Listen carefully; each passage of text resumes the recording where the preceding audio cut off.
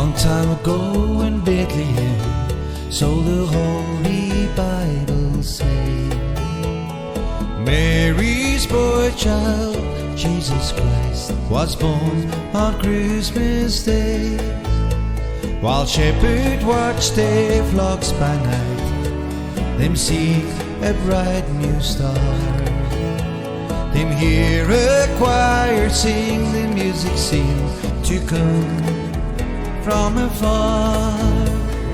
Hark now, hear the angels sing, a new King born today, and man will live forevermore because of a Christmas day.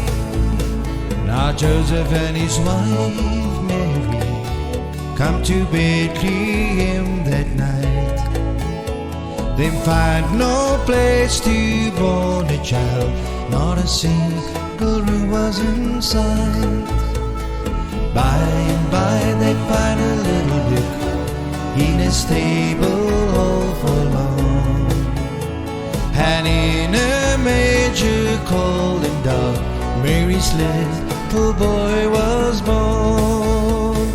Hark now, hear the angels sing, a new King born today, and man will live forevermore because of Christmas Day, and man will live forevermore because of Christmas Day.